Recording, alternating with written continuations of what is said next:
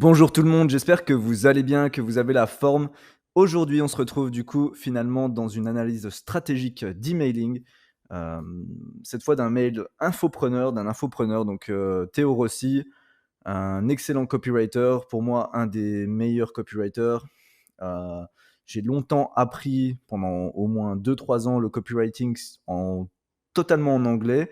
Pourquoi? Parce que j'avais l'impression que de ne pas trouver des copywriters aussi bons et créatifs, en France. Et quand j'ai vu Théo justement ou par exemple Tougan, j'ai compris que enfin voilà, je me suis un peu plus retrouvé, voilà, dans ces copywriters plutôt que, d'autres copywriters qui étaient un peu plus, on va dire neutres ou, qui écrivaient sans être autant créatifs que par exemple Théo. Pour moi, il est excellent puisqu'il est extrêmement créatif, mais aussi très agile dans son argumentation. En plus d'être évidemment de savoir euh, faire les choses basiques du copywriting qui sont mettre en avant les bénéfices, ne pas parler des caractéristiques, etc. En plus, bah, il parle à un public jeune, il est jeune, donc il a ce côté. En fait, il est très bon pour être entertaining, que ce soit dans ses sujets, dans la forme comme dans le fond. Donc franchement, c'est top. Et je vais analyser justement tout son mail, qui, on va dire, est un mail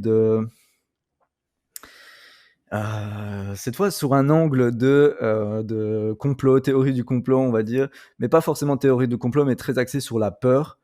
Comme peut le faire, bah, par exemple, Tougan Barag, et dire que le monde que tu connais va changer, c'est la crise, il y a le Covid. En fait, parler du fait que ta réalité va changer et tu dois gagner de l'argent, tu dois devenir libre, indépendant, etc. avant bah, sinon tu vas te faire, tu vas vraiment être dans la merde, quoi. Tout simplement. Donc, on va commencer sans plus tarder. Donc déjà, mention au nom d'envoi, il s'est appelé Emmanuel Macron. Il s'est appelé Emmanuel Macron. Au cas où, pour pas que ça paraisse, je pense, pour pas que les gens, enfin comment dire, je sais pas le preview texte qu'il a mis, mais je pense que pour pas que les gens se disent ouais, c'est un article d'actualité de merde, je m'en fous. Eh bien en fait il a mis ça, une opportunité unique t'est proposée. Donc il y a le what's in it for me finalement, plutôt que juste des informations peut-être ses lecteurs, dont peut-être ses lecteurs s'en fichent en fait, tout simplement. Donc une crise alimentaire sans précédent, ces mots, hein, il y a quelques jours, da. Donc là on est purement dans le factuel. Il met même, j'aime bien parce qu'il met une image quand même pour, bah, en fait ça rajoute une image de CNews et cetera, ça rajoute, de la preuve, un côté de preuve, donc ça appuie finalement ce qu'il dit. Ensuite, il dit, tu sais que je n'aime pas faire peur pour rien. Et en fait, c'est ça qui va être très fort finalement dans son mail, c'est qu'il va pas, il va tout faire pour downplay, pour abaisser ce côté fou qui croit aux théories du complot ou qui essaie de faire peur. Parce que les gens pourraient se dire, ouais, mais en fait, tu essaies de nous faire peur pour nous vendre un truc là, ou alors, ouais, mais en fait, t'es fou, t'es parano, t'es en train de paniquer. Mais en fait, il va très bien downplay ces deux éléments-là dans son mail tout au long du mail. Là, voilà, bon, dès le départ, je ne suis pas dans le marketing qui est fait pour faire acheter. Pourtant, ce qui est marrant, c'est que ce mail est totalement dans le marketing qui est fait pour faire acheter, puisque c'est un levier qu'il va utiliser à fond. Là, très bien, parce que si tu as un peu du jeu, tu as compris qu'en fait, il y a un programme, il y a un programme, il y a un problème. Donc là, très fort aussi, il dit ouais, c'est moi, je suis pas. Donc en fait, il fait sentir le lecteur intelligent et il utilise la technique du en vrai, si t'es intelligent, tu vas comprendre ça comme moi, pour faire passer son message et qu'on y croit. Ensuite, vous avez, bon, il appuie encore plus, du coup, il se permet d'appuyer plus plutôt que de mettre un gros tas de théories du complot, entre guillemets. J'appelle ça théorie du complot. Mon but, c'est pas d'évaluer, mais en gros, de jouer un peu sur cette peur, peur du futur, voilà. Il en remet une couche au niveau de cette peur, situation grave, etc. Tu le sais. Là, c'est habile. Ce qu'il fait, c'est qu'il dit, bah, c'est grave parce que normalement, tu sais qu'un président, Le but, c'est de rassurer ses citoyens, mais pas de semer la panique. Mais pourtant, là, il le dit quand même. Mais pourtant, pourquoi mais du coup, pourquoi il l'a fait si son but, c'est de faire ça? Pourquoi Emmanuel prononce ce discours qui fait peur? Voilà. Et là, et du coup, en fait, il argumente pourquoi il faut avoir peur. Très, très, très bien, en disant, bah, en fait, c'est pas moi qui te dis ça pour te faire peur. Macron, il en parle c'est parce que c'est vrai. Normalement, il parle pas de ce genre de choses, puisque son but, c'est de rassurer le peuple et du coup, et aussi de se faire réélire. Donc l'argumentation est très bonne ici, je trouve. Ensuite, là, et c'est là que du coup, on va dire, il a baissé la garde du lecteur et va pouvoir y aller. Donc, je parle de Théo, bah, évidemment, et il va pouvoir y aller encore plus fort. Et là, c'est parti. Plus rien ne sera jamais comme avant. Si tu crois que le système est encore, tu risques d'être choqué, etc. Je te ne parle pas. Encore une fois, il essaie d'amener finalement de la nuance pour pas qu'on se dise à chaque fois, ouais, c'est l'effondrement de la enfin, voilà, pour ajuster de la justesse en fait. Et finalement aussi, là, ce euh, qui est très très fort, c'est que pour justement que l'écart entre le lecteur et lui-même pour que le lecteur ne s'éloigne pas et toujours s'identifie encore à Théo, à lui, et qu'il y ait ce sentiment de proximité, et bien là, il va dire, je suis pas en tant que, je suis pas en tant que, je te parle pas en tant que complotiste, pardon. Il te dit, je suis un type rationnel de 24 ans, j'ai 24 ans, en gros, je suis un jeune comme toi, je m'informe, je me tiens au courant, et je veux une belle vie pour moi et ma famille. Comme la plupart des lecteurs, finalement, du coup, de Théo. Et là, il parle, du coup, en mode, avec beaucoup de proximité, en fait, il rajoute de la proximité pour pouvoir, on va dire, faire passer encore plus ses arguments. Prendre du recul avec moi, etc. Il parle comme un ami, regarde, etc. Là, il évoque tout encore. Là, il en rajoute une couche. Donc c'est bien, en fait, il alterne. C'est très très fort. Il alterne entre tout ça. Mais je tiens à préciser quelque chose aussi, c'est que durant tout ce temps, là, j'analyse le fond et surtout vraiment l'argumentaire, mais je n'analyse pas la forme et comment le texte est fait. Je voulais en faire une vidéo, j'en ferai une autre plus tard. Mais au niveau de la forme, c'est là-dedans que Théo est très très fort. C'est aussi dans la forme, elle est très. En fait, ses mails sont hyper divertissants et sont agréables à lire, puisqu'on se retrouve pas avec des pâtés, voilà, il n'y a jamais des paragraphes de plus de 2 lignes, sauf ici. Là, je pense qu'il a fait une erreur de mise en page, il aurait dû sauter une ligne, ou alors ça se trouve c'est même voulu, je ne sais pas. Mais voilà, il n'y a que là où, après avoir ouvert la brèche, baissé la garde, il relâche, on va dire, les chiens pour amplifier cette peur. Mais voilà, quand on regarde le mail, voilà, attention, regarde, avec des emojis, tout est bien, j'en ferai une autre vidéo, mais tout est bien structuré visuellement. Donc ça en fait aussi, évidemment, dans le rythme du mail, ça en fait un mail divertissant à lire, même si on n'y croit pas. Si on suit Théo, évidemment, il y a le pouvoir de la personal brain qui vient jouer dans le pouvoir de persuasion, d'influence pour lire ce mail, pour savoir aussi ce qu'il va dire. Mais en dehors de cela, le mail est très divertissant et je trouve que c'est là-dedans aussi que Théo excelle au niveau de son copywriting. Donc, et voilà. Tu penses sincèrement que tu pourras, voilà, je veux dire, regarde ce qui s'est passé. C'était le chaos. Voilà, il y a quand même. En fait, il joue sur la peur, mais il arrive à garder ce côté quand même, finalement, bon enfant, puisqu'il met son sigle TM, le KO TM, comme si c'était un de ses produits. On va dire, du coup, un côté, il remet de la légèreté finalement dans son mail, et du coup, une dose de créativité. Et on peut trouver ça amusant. En fait, encore une fois, c'est amusant, c'est entertaining. Voilà, il parle de choses. Voilà, tout cela est réel, on assiste. Là, je trouvais que c'était. Je ne sais pas pourquoi, je trouvais que c'était pas très ouf comme argument, mais c'est ok. Je pense que ça aurait pu être mieux à ce moment-là, mais puisque le reste est excellent, la personne va quand même continuer à lire, puisqu'on se dit, mais du coup, on va aller où là? Soit on l'a vécu, soit on le vit aujourd'hui, je te pose.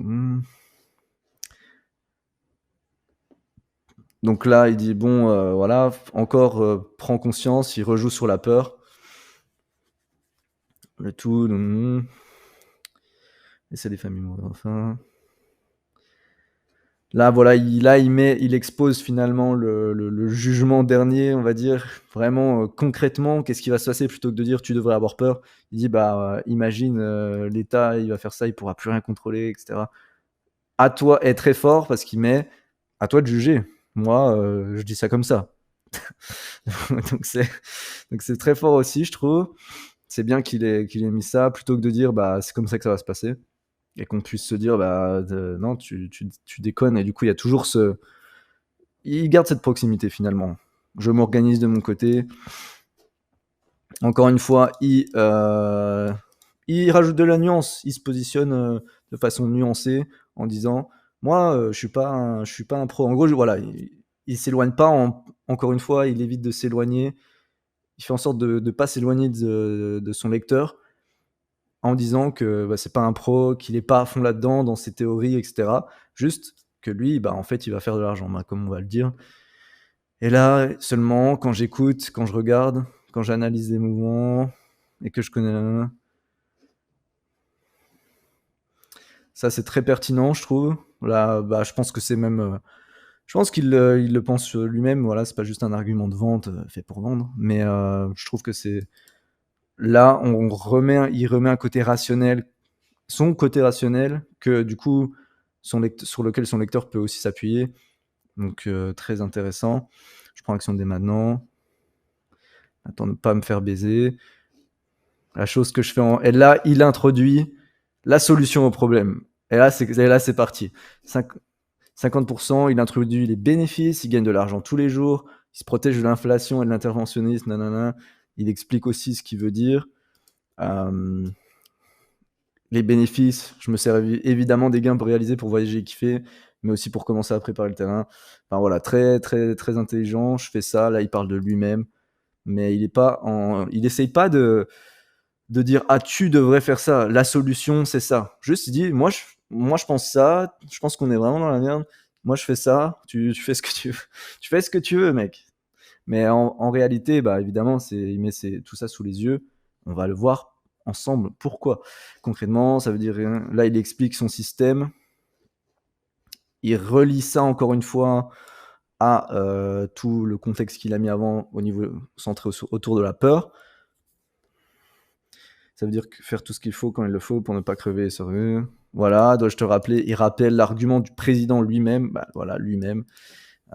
Tu peux te mettre à l'abri dès maintenant. Je te dis pas que tu vas mourir si tu ne rejoins pas notre formation à Baba et moi. Sûrement qu'il a. Alors j'ai pris un mail au hasard, je ne sais même pas si c'est un de ses meilleurs. Juste que je ne lis pas vraiment forcément ses mails, juste je sais, je les ai lus de temps en temps, ça m'arrivait à un moment il y a quelques années ou 1 ou 2 ans. Mais je sais je regarde de temps en temps aussi, mais je sais qu'il est très, très bon, donc je pensais que c'était très intéressant de l'analyser.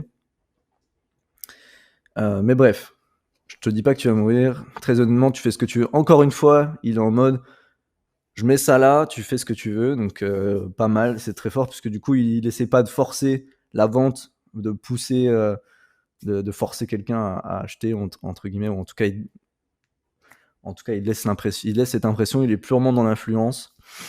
En revanche, si tu veux faire comme Vince, et ce qui est bien, c'est qu'il dit, ce qui est bien ici, c'est que tu peux te mettre à l'abri. Il parle du négatif, et ensuite, si tu veux faire comme, en revanche, si tu veux faire comme Vince, et là, il parle je sais pas, mais je trouve qu'il y a vraiment un sentiment de contraste entre la partie négative et la positive. Et en gros, on découvre l'Eldorado, on découvre l'Oasis dans l'océan, quoi, après avoir été autant dans la galère, quoi.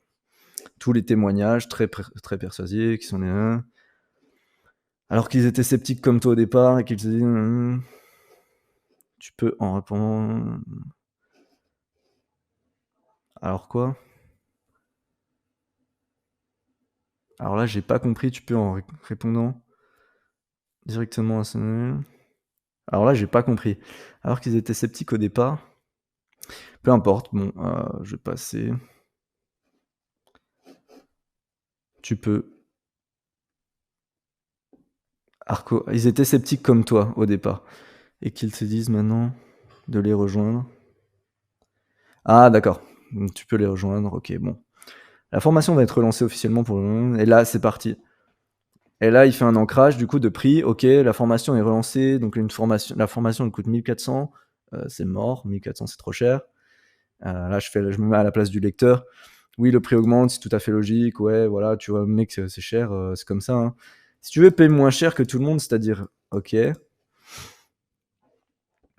OK, donc ça, bon, ça va, sans aucun frais caché. Donc commencez dès maintenant. Et là, c'est parti. Et là, on est direct dans le closing. Réponds à cet email tout de suite. J'enverrai un lien personnalisé aux 10 premières personnes qui me contacteront. Je les mettrai en main propre dans la formation. Et elles pourront accéder à toutes les monnaies qui nous font gagner de l'argent en ce moment même et qui nous permettent d'assurer notre liberté très fort. Voilà. Donc le closing est très simple et ce que j'aime bien, c'est que plutôt que de mettre un lien où les gens vont acheter eux-mêmes, c'est qu'ils demandent une réponse au mail. Donc ça augmente l'engagement et du coup les gens s'ils répondent et qu'on leur a donné un lien, il y a le principe d'engagement, le biais de cohérence qui va être enclenché. Du coup, si Théo, une personne qui, on va dire en majeure partie pour ses lecteurs, est perçue comme avec un plus haut statut, si quelqu'un lui dit OK, ouais, je veux la formation, mais en fait, elle veut pas vraiment la formation, Théo lui envoie le lien. Euh, Par biais de cohérence, la personne va être plus amenée à acheter, même si elle a un peu changé d'avis entre temps. Tout simple. Donc peut-être que voilà, ça convertit mieux, ou peut-être qu'il faisait un test à ce niveau-là, ou peut-être qu'il voulait un moyen de paiement par crypto, je ne sais pas. Mais en tout cas, c'est intéressant. Je me demande comment ça a marché, pourquoi il ne fait pas ça à chaque fois. Théo, dépêche-toi, donc toujours la petite touche personnalisée dans la signature. Il joue beaucoup sur l'urgence. Là, très fort, il rajoute encore plus d'urgence. Il n'y a en réalité que 7 places disponibles car 3 personnes avaient déjà réservé leur place. Ok. La Baba Crypto, une formation 100% garantie.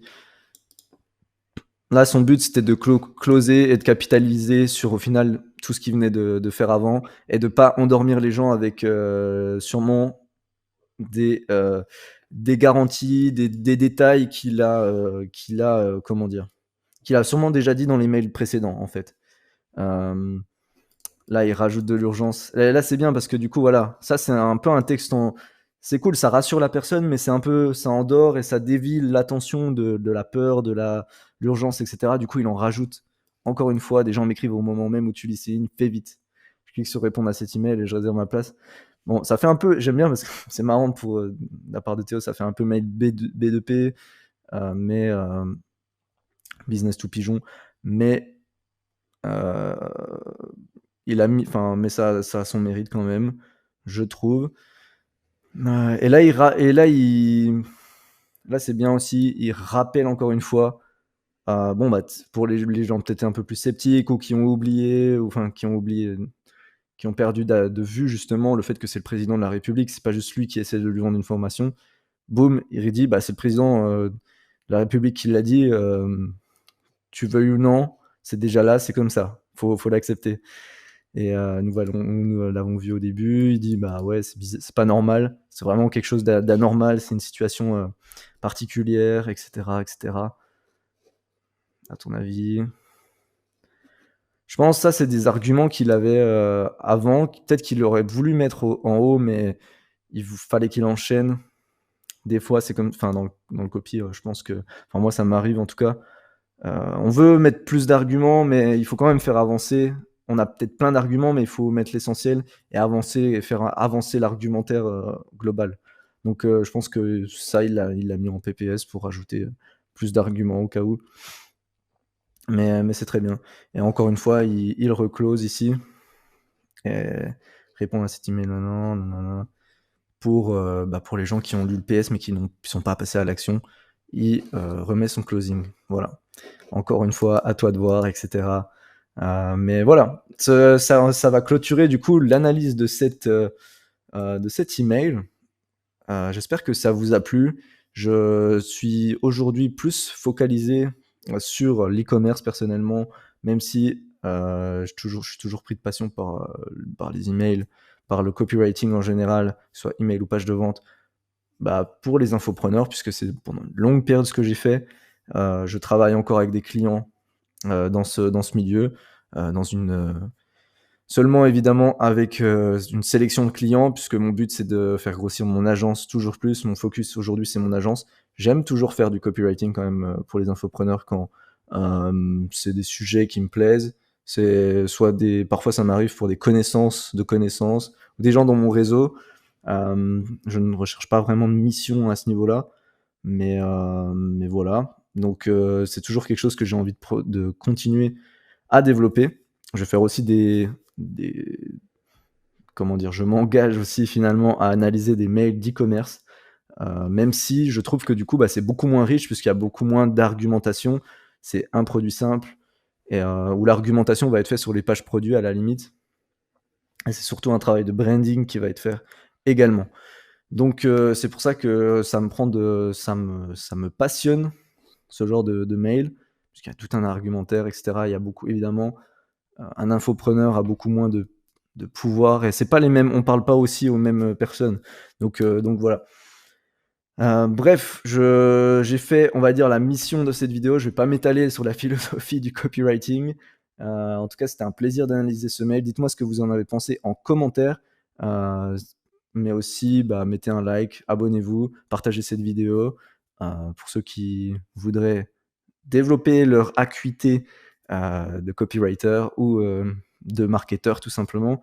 Puisque là, on est sur, une argumentation de vente. Même si c'est un exemple extrême, je trouve que c'est toujours intéressant et ça peut s'appliquer à de nombreux autres, bah, angles marketing finalement, ce que j'ai relevé. Voilà, je vous souhaite une excellente journée et je vous souhaite, bah, à très vite dans de nouvelles vidéos et au revoir.